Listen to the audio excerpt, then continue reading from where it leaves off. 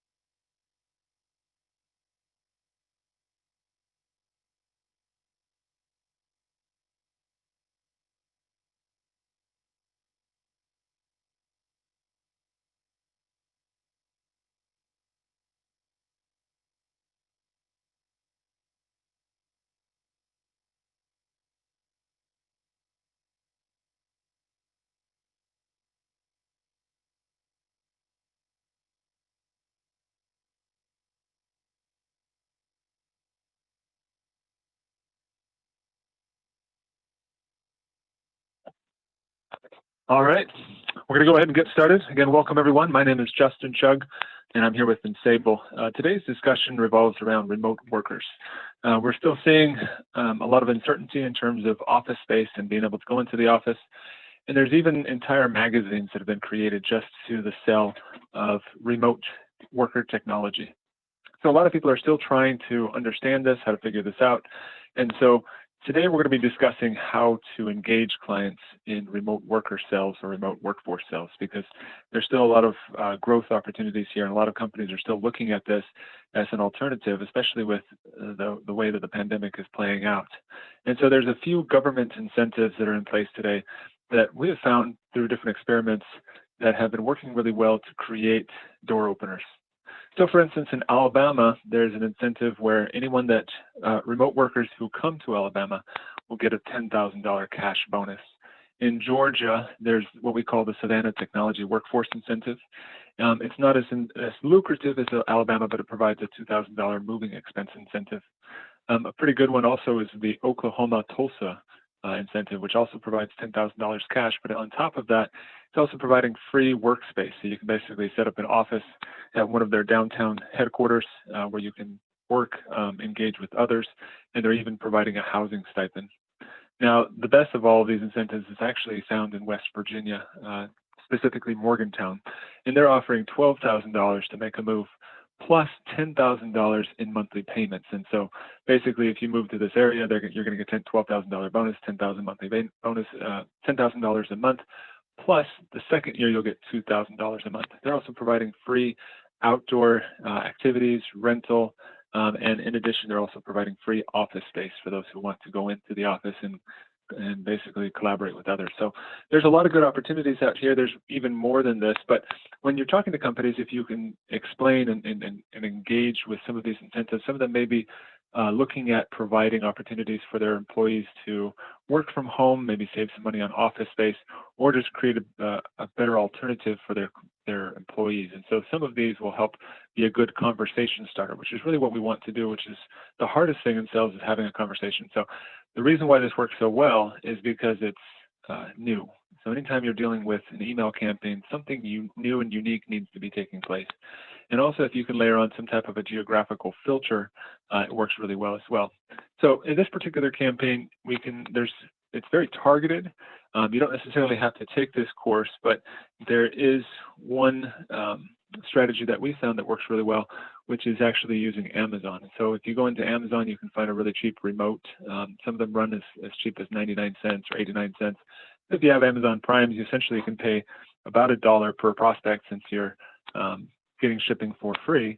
But if you convert it into a gift, it allows you to add a custom message. And so you can essentially send your prospects remotes and say kind of a play on words, saying something along the lines of, we specialize in helping businesses grow and achieve business continuity using a remote workforce. Can we chat about the latest government incentives for remote workers? And so again, if you really want to catch somebody's attention, and for some of your larger prospects, it would be worthwhile to send them a three-dimensional marketing email. Now, for these particular campaigns, I would suggest working with, for instance, we're talking about the West Virginia campaign. Morgantown is just south of Pittsburgh. So if you were to pull a list of prospects out of Pittsburgh, and ask them if there's any employees that would be interested in participating in this remote workforce incentive, this would be kind of the perfect scenario, mainly because it also has a pretty big incentive, and it's not too far from their office. And so if they really needed to, they can drive back. They still have that local access, but they're still working from home. And so this may be something where you can start having a conversation with these companies, talking to them. Even if their employees don't take advantage of the Morgantown incentive, you can still talk to them about implementing remote workforce implementation, so such as security, virtual desktops, and all of the different components that go with that. And so again, it's not necessarily designed to have everybody move to Morgantown, rather than to have a few people there, but to at least have a conversation with these companies who are already thinking about their remote workforce.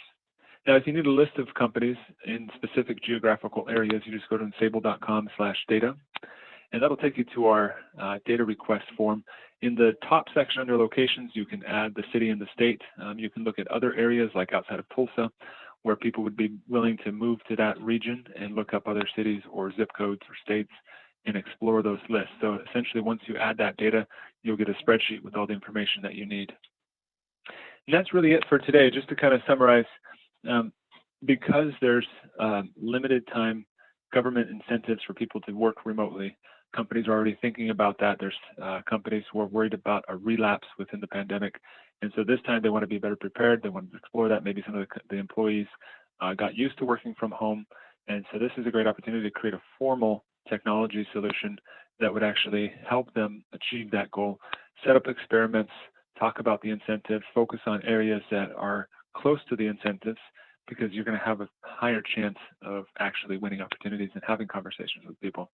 Now, next time we meet, 2 weeks from today, we'll be talking about government grants along the same lines, which is also a great angle to lead with in sales conversations. There's a lot of different money out there and incentives, especially with what we're working with today. The government is trying to help companies develop new technology and explore new avenues, and that money could be a great door opener and help pay for a lot of the solutions that you're working with today. So we'll talk about some of the latest grants that we're seeing and how to take advantage of those, and how to help companies understand how those grants and your technology can help them win more business. So again, thanks everyone for joining us today. If you have any questions, feel free to reach out to our team members, and we'll talk to you in 2 weeks. Take care. Have a great weekend. Bye-bye.